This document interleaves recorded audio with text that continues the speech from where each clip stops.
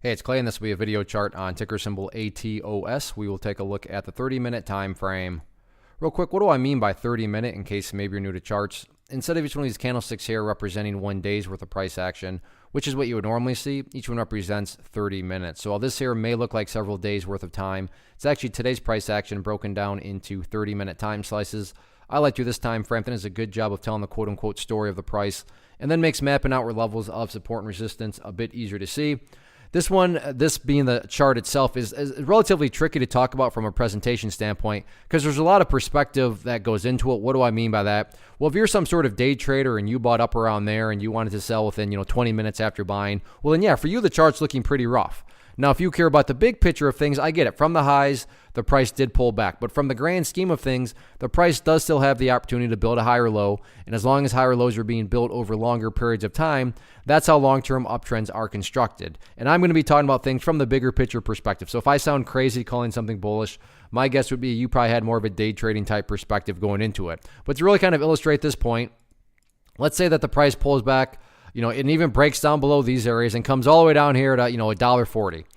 So I'm not saying this is what's going to occur, but just for example's sake, what would that still give you? Well, let's say the price comes down here.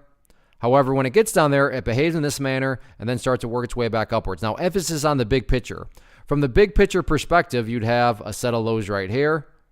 You'd have some lows right there. You'd have some lows that are even lower down there. If you envision each one of those as stair steps, what do you have, again, from the big picture perspective? Well, big picture, you still have stair steps making progress in the upwards direction. And again, that is the name of the game. That's what truly strong moves are going to do. Truly bullish moves make progress over time. And the quote-unquote progress point right there around $1.40. Again, I'm well aware that if you're some sort of day trader and you bought up around here, then yeah, you do not care about these stair steps. But that's why I try to offer up a warning that I would be talking about things from more so a grand scheme of things perspective. So yes, today the price pulled back, but stop and think about that word, today, as in 1 day. Looking at multiple days, which is what we're doing here, you can see the price still has plenty of opportunity to build an overall higher base. So that's definitely priority number 1 going forward. So let's see if the bulls can indeed chip away and build a higher low.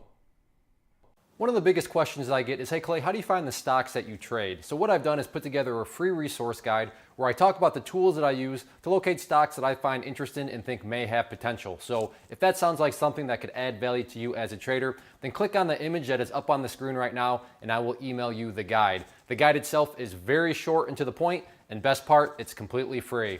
Thanks for watching the video. Let me know if you have any questions.